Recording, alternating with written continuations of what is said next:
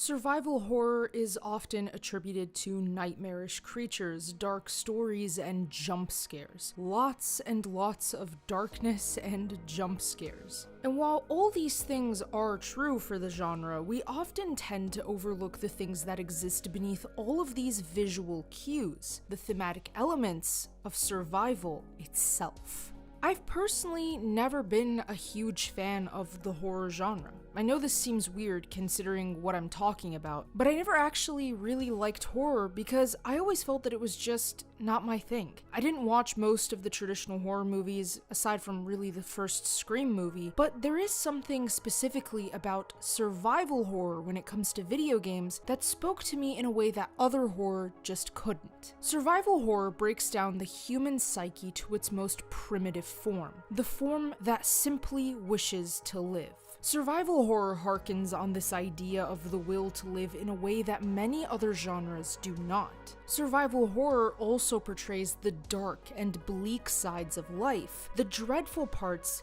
that we don't want to think about. Survival horror is the most human genre, and I feel that there are a few games that perfectly encapsulate this humanity, which is why I'm going to focus on 3 separate games, those being the Resident Evil 2 Remake, SOMA, and the Dead Space remake. The 3 games come from different developers and studios, which allows for us as players to identify a unique link between the 3, which is not the mind behind it, but rather the intention behind each game's survival elements. And hopefully, we can reach to some level of a conclusion on how exactly survival horror is a human genre.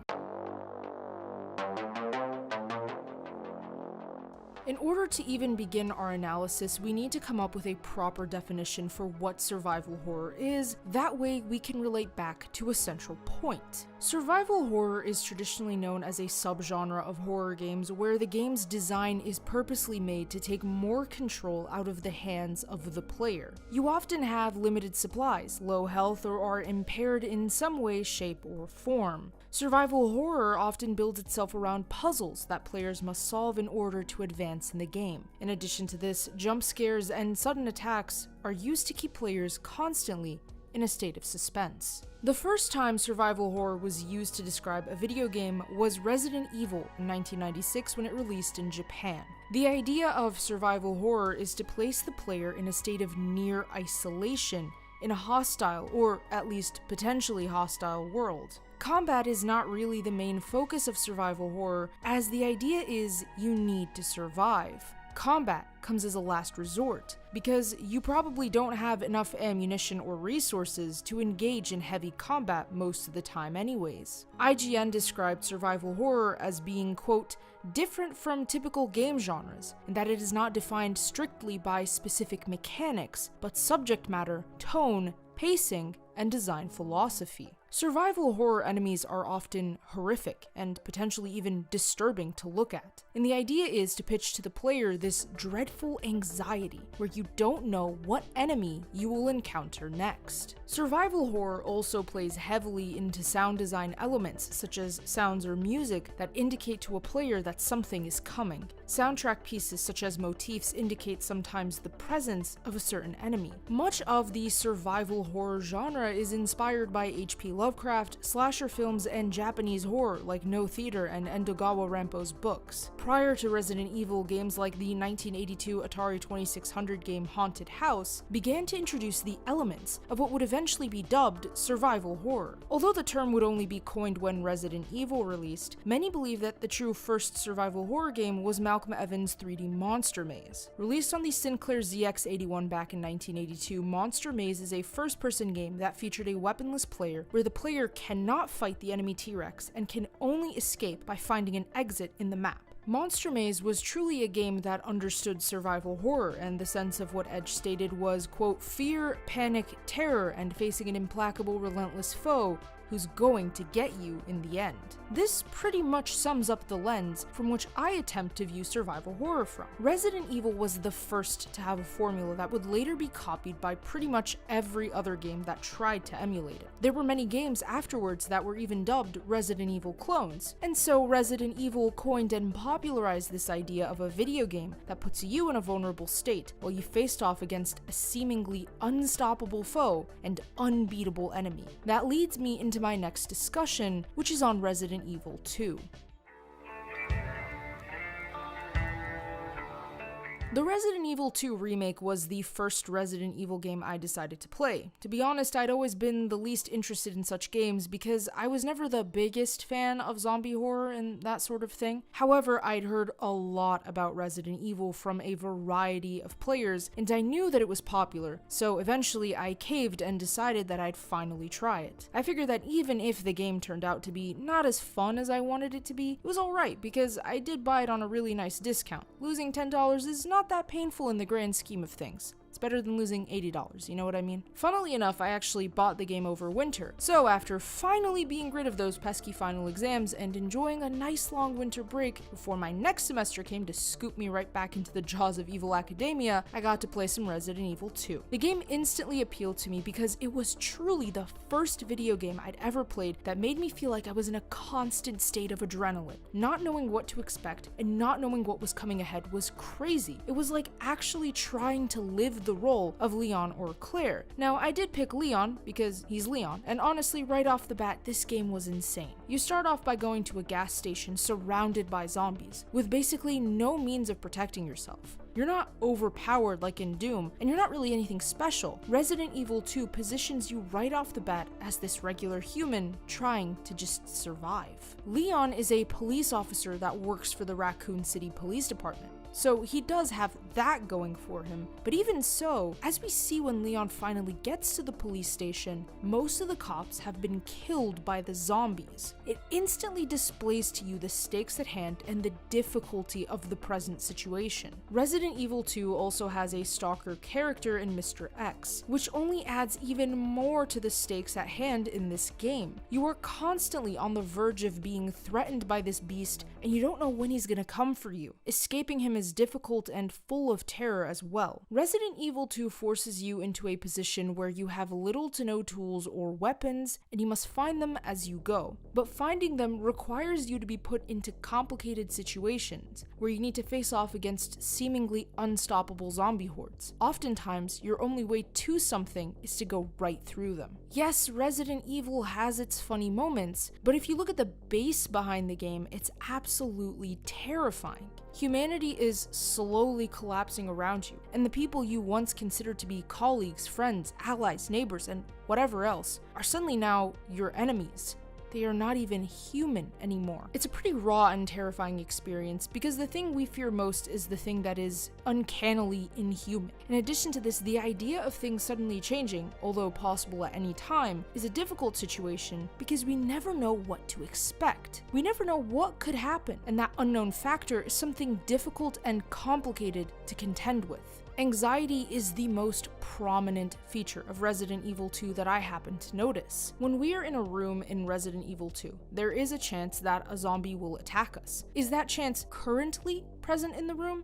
No. But our brains are priming themselves to already face the potential fear of the hypothetical position that we are imagining. Because the chance of encountering a threat like this is high enough, we are scared enough. Oftentimes, we face puzzles in Resident Evil 2 that must be solved in the dark, or in areas where we had previously contended with some sort of threat. Solving the puzzle under such a high-stress environment raises our anxiety levels because we're just sitting there in anticipation of the potential threat that is to come. Puzzles are additionally another way that Resident Evil 2 brings us down to our most human aspects. For the most part, puzzles are a challenge. That's why they're puzzles. And these challenges often present to us complicated experiences wherein we are stuck and we cannot advance unless we fully understand how to solve this particular puzzle. The Resident Evil 2 remake story takes place several months after the first Resident Evil game, where Leon Kennedy and Claire Redfield must escape Raccoon City after a zombie apocalypse begins in the city due to a viral outbreak from the infamous Umbrella Corporation. The idea of the story itself is pretty catastrophic. I mean, not too long ago, all of us on this planet experienced a pretty life-changing event that locked us indoors and caused chaos and confusion. Again, this ties into the idea of this unknown concept that we fear as humans. How do we confront a foe that cannot be seen?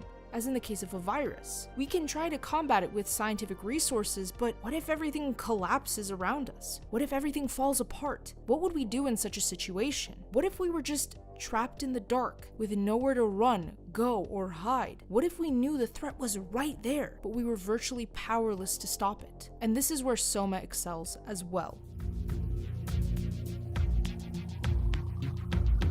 SOMA is an interesting horror game. It's quite different in nature and gameplay design compared to Resident Evil 2. This survival horror game takes place in a much more restricted and much more isolated environment, with a different take on similar gameplay elements. The story of SOMA takes place in the year 2104, but the original start to the story takes place way back in 2015 with a man named Simon Jarrett. In 2015, Jarrett suffers a car accident and sustains severe brain damage. Without many options left, Jarrett agrees to undergo experimental brain scans, but during the scans, he blacks out. Upon waking up, he's in the year 2104 and is in a location known as Pathos 2. The underwater research facility is the location of the last living people on Earth, after an extinction-level comet hits the surface and destroys all life. The crew of Pathos 2 are the only things left for humanity to continue surviving. Jarrett is immediately placed in this extremely unknown situation, with no place to go outside of Pathos 2, and no idea what the state of the planet above his head looks like. Jarrett is stuck, and he's very much stuck for a long time. Now, imagine yourself as a human being in such a situation. I want you to really imagine this scenario. Forget the video game. Just take this idea of waking up 89 years after you crashed your car and you're still fine, but now you're in an underwater research facility with the last remaining human beings on the planet. And some threats lurking around the corner, of course. Yeah, if that doesn't sound downright terrifying, I'm not sure what is. SOMA features gameplay elements that invoke the popular aspects of survival horror as a whole. Puzzles, unknown hallways, dark spaces, monsters that will chase and kill you, stealth, and more. You're in an unknown space with threats at potentially every corner. Human beings are programmed by nature to avoid danger, but we often need to jump directly into the danger in order to survive. That sounds counterintuitive, but it really does work that way sometimes. Additionally, as humans, we respond to fear with the most primal piece of our souls, fight or flight. Recently with the addition of freeze, otherwise known as an influx of adrenaline in the brain. It is the most instinctual part of the human psyche, part of the sympathetic nervous system, which deals more with the involuntary bodily functions we undertake every day. The fight or flight system is what the body responds with in moments of immense fear and anxiety. In fact, it's the thing that allows for you to run away from a bear or fight back against an assailant. It's a very instinctual system, meaning that you're not actively processing the situation, you are merely reacting in a survival defense mechanism way. The brain takes a brief split second to assess whether or not it is feasible to run or fight. Then it allocates blood flow to the parts of the body that are essential, like the legs and the arms, but not something like the stomach. This is actually the exact same system that reacts in the event of panic attacks. But okay, you're probably wondering why I'm going so in-depth on this adrenaline stuff. That's because when we play video games that include survival horror elements, this is the exact system at play. When video game designers work, they often try to force the player to enter into the shoes of the game character. The character then becomes an extension of, so all the pain, fear, horror, and anxiety the character faces will be reflected onto you. This sort of human connection between the virtual world and the real world enhances the overall impact survival horror has on a person's psyche. If you can feel what the character feels, then survival horror achieves the most basic of human behaviors, which is connection. If a character in a game feels adrenaline, you will, in theory, feel some semblance of this adrenaline. If the game designers properly portrayed this sort of connection, then you should have that sort of enhanced experience, where you are feeling as though you're trapped in the same nightmare or scenario. It's absolutely fascinating just how powerful this sort of connection can feel. Relating back to Resident Evil 2, similarly to SOMA, the situations where I was trapped in the dark or in silence made my heart rate physically go up, which is exactly the type of experience I look for in survival horror. I mean, if I'm playing horror, I might as well feel some level of fear, no? But anyways, jump scares genuinely got to me sometimes because they were so sudden in a situation of pure silence. I could anticipate occasionally when jump scares would make their appearance, that wasn't always the case. Sometimes they caught me off guard, the same way they caught Jarrett off guard, and that feeling Jarrett felt was reflected to me as a person. This also coincides with this idea of something called mirror neurons, and by definition, mirror neurons are neurons in certain regions of the brain that are active when an animal performs an action or observes another individual performing that same action. Most video games utilize mirror neurons and keep it in mind when they put players in certain situations. For instance, placing you as a player into a disgusting or difficult to imagine scenario where you must do something you would never want to do in real life will invoke some sort of reaction in your brain, even though you're not physically interacting in the real world. Now, this does seem a bit different, but it kind of uses the exact same system. There was a magician that did a trick with a group of people. He would put people in a chair and have the person lay one arm on the table. There was a curtain between their arm and then a fake plastic arm. Now, the person was supposed to think that this fake plastic arm is obviously fake and plastic. The magician would then take a brush and brush it over the person's hand and take another brush and brush it over the plastic hand all at the same time. Then, what he does is he takes a hammer and he slams abruptly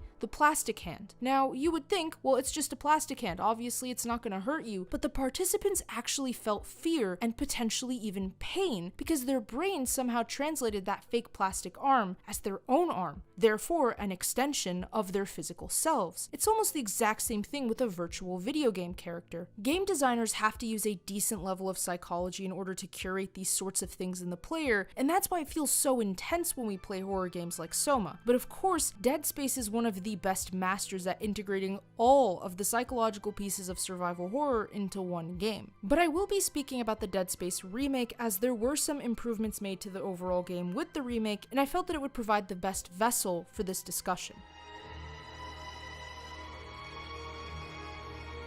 Dead Space is a game about an engineer named Isaac Clarke who works on a ship called the Kellion. One day, Isaac and his crew are called to respond to a distress signal from another ship called the USG Ishimura. The Ishimura is just sitting there in the vast expanse of space, and it doesn't really seem like anybody's on board. Of course, that's a cause for concern. So the crew of the Kellion head to the Ishimura. And of course, upon arriving at the Ishimura, they are not really greeted with the sight of human life, they are greeted with death. In the Dead Space remake, Isaac has voice lines, so this does add a bit more to the game's overall story. Dead Space does a lot of things right, namely integrating fear and terror into the gameplay. Survival horror often induces startling moments in gameplay, and Dead Space is one of the best examples of a game that does just that. Pitching you as the player in a dark room without anybody around you and then suddenly bursting at you necromorphs that you need to kill as fast as possible is obviously a situation that would induce fear and terror in the player, not just the characters. Within the first few minutes of the game, you're immediately given a glimpse of what the tone is like for Dead Space, and your objective from then on is to survive at all costs. You obviously don't want to be skewered by a necromorph, so you as the player will almost think as though you are Isaac Clarke and try your utmost best